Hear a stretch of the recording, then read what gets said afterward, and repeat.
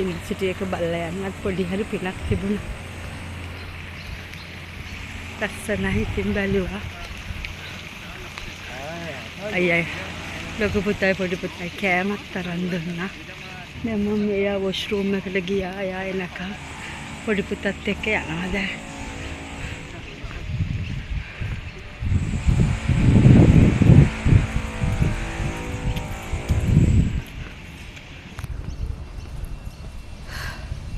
ඒක තමයි හිතා ආවේ.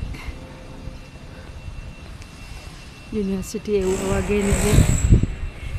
පිනක් තියෙන්නත් ඕනේ ජීවිතේ කොරෝනා කාලේ පරිස්සම් කරගෙන ඉන්න හම්බුනේ.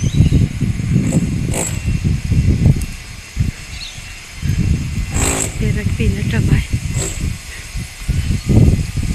නැත්නම් අපි ඒවලා අපි සල්ලි දුන්නා අරවා මේවා කියලා වඩ නෑ. යාළුවා ඇවිල්ලා මෙහි විඳපු දුක ඒ කාලේ කොච්චර හිර වෙලා තිබුණාද අපිට පිටිට තිබුණෙම මං ආදරේ කරන ඉරටයි හඳටයි කියන එක විතර තුනුරුවන් විශ්වාස කරගෙන හැමතැනටම පායන්නේ එකම ඉරයි හඳයිනේ. ඒ නිසා තමයි ගොඩක් මම ග්‍රේට්ෆුල් කරන්නේ. ඒ දවස්වල කොච්චර අම්මා කෙනෙක් වුණාම කොච්චර දුක හිතෙනවද.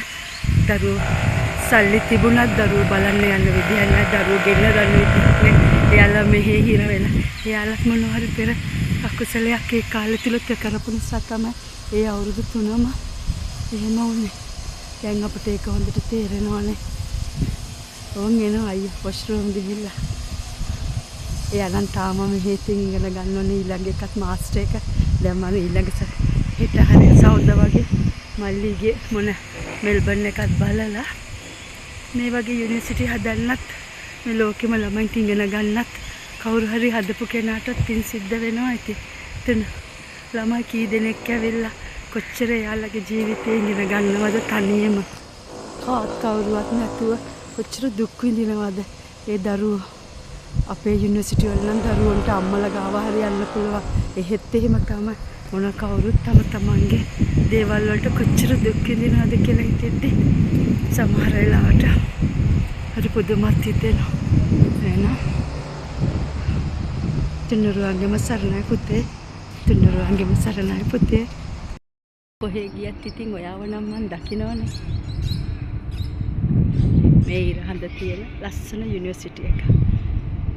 පුතාලා දෙන්න මුලින්ම 2020 කොරෝනා කාලේ නෙන්න ඕනේ. ආපු ගමම යුනිවර්සිටි එක වැහුවා. ඒ දෙන්න හිර වුණා. ඒ දෙන්න ඒව කිය පෙන්න යුනිවර්සිටිය වටේ ගියා. මම ඒක තමයි කියන්නේ. මොන දේ තුනක් Tamanට නරක කාලයක් කෙනෙකුට ඒ කාලේ ගෙවන්න කොහෙට හරි හිර වෙනවා කියන්නේ ඒකයි. මං කොච්චර ඒ දවස්වල බය වුණාද. මට තිබුණේ හැමදාම ඉරයි හඳයි දිහා බලලා තුනුරුවන් සරණයි පුතේ කියන්න විතරයි ඒ අවුරුදු 5ේම. හැබැයි මං කවදාවත් හිතුවෙත් නෑ මෙහෙම මටත් එන්න හම්බ වෙයි කියලා. මං එන්නත් ආස කරෙත් නෑ. ඉස්සර අවුරුදු 5 ඉවරනකම් මං කරේ මට පුළුවන් විදිහට මගේ දරුවෝ දෙන්නට පින් කර දරුවෝ දෙන්නට යහපතක් වෙන්න කිව්වා. අම්මා කෙනෙක්ගේ කටකින් යහපතක් වෙන්න දරුවෝ දෙන්නට කියලා කියන එක කොච්චර වටිනවද කියලා අපි ඉගෙන ගත්තේ බණ අහන නිසානේ. ඒ නිසා අම්මා කෙනෙක් වුණාම කොහොමද පරිස්සමින් ඉන්න ඕනේ දරුවොත් එක්ක. දරුවෝ ලොකු වෙනකොට දරුවෝන්ගේ වැඩවලදී ඒ හැම දෙයක්ම මට ඉගෙන ගන්න හම්බුනේ එක පින්වන්ත ස්වාමීන් වහන්සේලාගේ. ඒ කාලේ පුතාලා හම්බ වෙච්ච ගමම පොත් කියවන්න හම්බුණා. තුෂාරගේ අම්මා දීලා, මහත්තයාගේ අම්මා දීලා, ආනන්ද මෛත්‍රී හාමුදුරුවෝ, අපේ අම්මා දීලා චන්ද්‍ර රේණුකානේ චන්ද්‍රවිමල පින්වන්ත ඔය වගේ ආගිලා ඉගෙනගෙන පින්වන්ත ලොකු හාමුදුරුවෝ. ඊට පස්සේ සද්දායක කොච්චරනම් මට හම්බුණාද. මං දැනගෙන හිටියා. ඇත්තටම මං කොච්චර බය වුණාද. මට තිබුණ එකම විශ්වාසය ඒ දවස්වල ඉර හඳ දිහා බලලා ඔක්කොම මතක් කරලා අපි කරන පින් මතක් කර ඉන්න එක විතරයි. අද ටිකක් හරි හිතට සැනසීමක් තියෙන්නේ. අද දරුවෝ දෙන්නම එක්කන් ඇවිල්ලා දෙන්න විඳපු හැටි, ගියපු හැටි දන්නේ නැති ලෝකයකට ආවා වගේ. කොච්චර අපි සල්ලි දීලා මේව කළා මේ යුනිවර්සිටි යනවා කියලා ඇහුවත් ආපු ගමම වහලා යුනිවර්සිටි එකෙන්වත් විස්තරයක් ඇවිද්දවන්නවත් කිව්වේ නැත්නම් කොච්චර ළමයි ඒ චැලෙන්ජ් එක බාර ගන්න ඕනද. ඒක ලේසි නෑ. අපිට කියන්නේ නැතුව අපිට කිව්වම අපි දුක හිතෙන විදිහ අපිට දුකක් කියන්නේ නැතුව විඳවන හැටි ඕවා කිය ඇවිද පෙන්නවා. මෙහෙම හරි ඉන්නව නම් ඉන්නේ පුතේ.